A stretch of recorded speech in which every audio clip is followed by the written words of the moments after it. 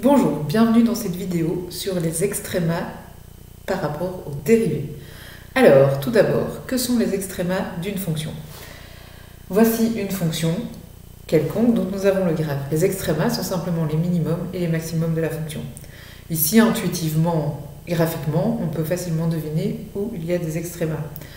Alors, a priori, vous pourriez vous dire un minimum, un maximum, il n'y en a que un par fonction. On va en fait différencier dans la fonction les minimums et maximums, minima et maxima, globaux et locaux.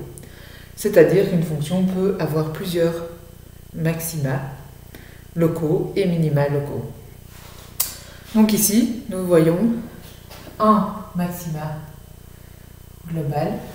On va représenter ici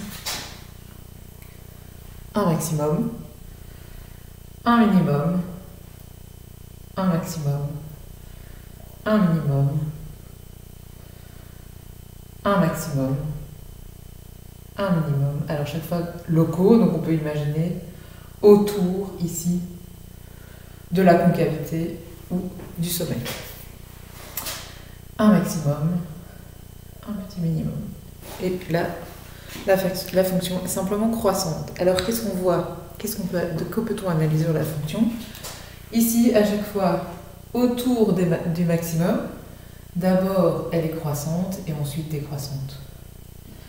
À chaque fois. Croissante, décroissante, croissante, décroissante. Et la même chose pour les minimums. On a décroissant et puis croissant. Décroissant et puis croissant. Cette décroissance et croissance pourra être définie en calculant la dérivée. On pourra donc, à partir de la dérivée, définir quand il y a un maximum ou un minimum de la fonction. Nous allons tout de suite voir la définition. Voilà. Alors, nous allons parler d'extrémum, donc minimum ou maximum, d'un point de vue global. Donc, soit un intervalle ouvert, c'est-à-dire pas spécialement toute la fonction. Un intervalle ouvert entre A et B, avec à l'intérieur un réel C qui appartient à AB. Soit une fonction dérivable sur cet intervalle AB, si f', ici c'est important, if', donc la dérivée change de signe en x égale C, et si f' de C égale 0, alors, avec ces deux conditions réunies, f possède un extrémum en x égale C, que ce soit un minimum ou un maximum. Donc un minimum, il faut que ce soit d'abord la fonction soit décroissante, puis égale à 0, puis croissante, enfin puis le minimum, puis croissante.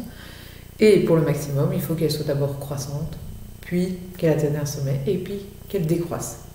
Nous allons tout de suite voir un exemple avec la fonction f de x égale x carré. Voilà notre exemple. Donc la fonction x carré, sa dérivée, c'est 2x. Alors nous allons tout de suite faire le tableau de signes de la dérivée afin de définir la variation de f. Alors, première chose pour faire le tableau de signes, il faut définir la racine de notre dérivée. La racine de 2x, c'est 0. Pour le signe, la dérivée est négative avant 0 et la dérivée est positive après 0.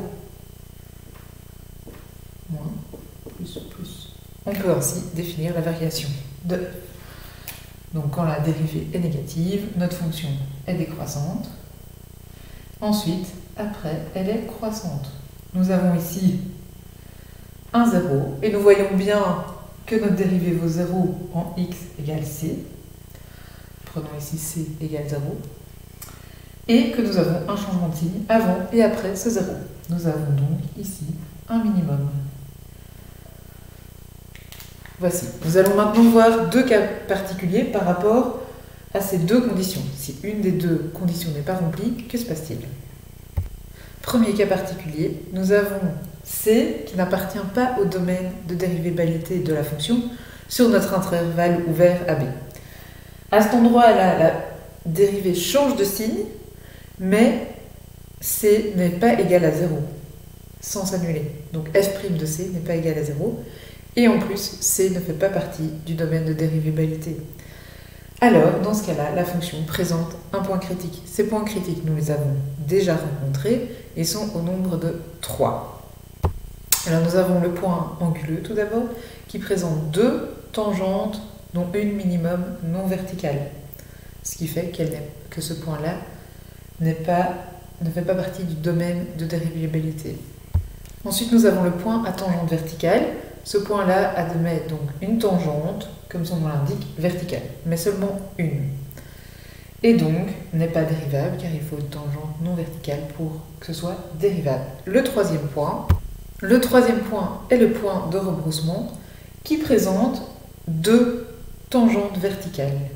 Donc, une somme du point anguleux de point à tangente verticale. Donc le point de rebroussement admet 2 tangentes verticales et c'est pour cela qu'il n'est pas dérivable. Nous allons tout de suite faire un exemple. Voilà, pour illustrer ceci, nous allons utiliser la fonction f de x égale valeur absolue de x moins 2. Alors, première chose, c'est déterminer le domaine de f et son signe. Alors, le domaine, c'est tous les réels, il n'y a pas de condition d'existence. Ensuite, pour le signe, on va déterminer la racine, qui vaut ici donc x moins 2 égale à 0, x égale à 2. Et notre signe fait que la fonction, elle est toujours positive. Voilà, donc le petit tableau de signes pour notre fonction. Vu que c'est une valeur absolue, notre fonction est toujours positive. Alors, à présent, pour calculer la dérivée, il faut scinder la fonction en 2 parties. C'est-à-dire pouvoir enlever nos valeurs absolues et déterminer pour quel intervalle la fonction est x moins 2 et l'autre fonction est moins x plus 2. Voilà, donc nous avons séparé la fonction en 2 parties. Donc pour x plus petit que 2, la fonction est définie par l'expression algébrique moins x plus 2. Ainsi, nous tombons toujours sur un nombre positif. Exact. Imaginons, prenons 1. Nous avons moins 2. Voilà. Si x égale à 1, moins 1 plus 2 fait 1. C'est donc toujours positif. Nous pouvons à présent déterminer la dérivée de notre fonction pour chaque partie. C'est-à-dire, pour la première partie, nous avons la dérivée de f qui vaut moins 1 pour x plus petit que 2 et 1 pour x plus grand que 2. On ne sait pas encore ce qui se passe en 2. Alors comme nous le voyons, il y a 2 dérivées. Alors on peut établir le tableau de signes de notre dérivée. Ici, f' de x. Alors notre point pilier, pivot, c'est de nouveau 2. Où là, la dérivée, on ne sait pas encore ce qu'elle vaut. Puisque nous voyons qu'il y a 2 dérivées autour de 2. Alors, on a moins 1 avant, donc ça veut dire que la dérivée est négative avant 2. Et nous avons plus 1 après 2, donc la dérivée est positive. Nous avons bien un changement de signe, comme nous l'avions vu pour les minimums et maximums. Maintenant, notre dérivée n'est pas égale à 0 au point 2, puisque quand x vaut 2, la dérivée vaut moins 1. Donc elle ne s'annule pas en 2. À présent, nous devons regarder ce qu'il se passe pour notre fonction. Donc vu que nous avons cette variation-là, notre fonction est d'abord décroissante, puis croissante. On pourrait se dire qu'il y a un minimum. Or, notre dérivée ne vaut pas 0 en 2. Et en 2, afin de déterminer ce qu'elle vaut, c'est un des points critiques. Vu qu'elle n'est pas nulle, on va regarder les points critiques. Nous avons 3 possibilités et nous devons calculer une limite. Afin de déterminer ce qui se passe autour de 2, ça veut dire à gauche et à droite de 2, nous allons calculer 2 limites. La limite de x qui tend vers 2 moins et la limite de x qui tend vers 2 plus de notre dérivée. Alors ici, que ça donne pour le premier? Vu que notre dérivée vaut moins 1, nous avons moins 1. Pour la limite à droite de 2, nous avons 1. Or, pour que notre fonction soit dérivable ici, il nous faut que la limite identique, deux limites identiques. Ici, vu qu'elles sont différentes, nous avons un point anguleux, car nous avons deux pentes, deux tangentes non verticales.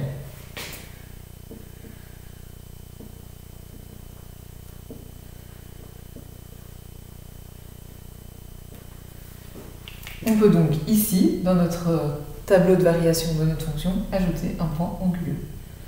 Nous n'avons donc pas un minimum ou un maximum. À présent, nous allons voir un deuxième cas. Nous avions deux conditions, la condition f' de c égale 0 et la condition changement de signe. Or, la condition f' de c égale à 0 n'est pas suffisante. Il faut aussi qu'il y ait un changement de signe. Dans ce deuxième cas, nous aurons notre dérivée en c qui vaut 0, mais pas de changement de signe avant et après la fonction. C'est ce que nous appelons un point d'inflexion. Donc, quand la fonction ne change pas de signe avant et après le f' de c égale à 0, nous appelons ça un point d'inflexion. Alors, ce point d'inflexion se présente graphiquement comme une sorte de S. Voici, comme ceci, avec ici la tangente verticale, qui donc a l'air de traverser notre fonction. En réalité, la tangente verticale est donc bien à prendre d'un point de vue local. Au point C, elle ne traverse pas notre fonction. Ici, nous avons le point C. Nous allons tout de suite faire un exemple connu. Voilà, nous allons prendre la fonction usuelle x3. Alors, première chose, donc, le domaine, c'est tous les réels. Le tableau de signes de la fonction est assez facile, la fonction est négative avant 0, positive après 0. Nous allons tout de suite faire la dérivée. Alors, la dérivée de x3, c'est 3x carré. 3x carré s'annule en 0. La racine est donc 0. Ensuite, le signe de 3x carré est toujours positif. Donc, c'est une fonction qui est toujours positive. Donc, on a 0 et puis on a toujours une fonction positive. Cela signifie quoi par rapport à la variation de notre fonction? Que nous avons bien ici un f' qui vaut 0, mais qu'avant et après, il n'y a pas de changement de signe. On voit que c'est toujours positif, ça veut dire que notre fonction est croissante, et puis qu'il se passe quelque chose ici, et puis qu'elle est encore croissante. Or, on ne peut pas indiquer qu'elle est simplement croissante alors qu'il y a quelque chose qui se passe en f' de c, donc ici 0, en f' de 0, qui vaut 0. On doit donc avoir un point spécifique qui est le point d'inflexion. On va donc mettre P. Et cela peut être bien vu dans ce graphe qui est usuel, où nous avons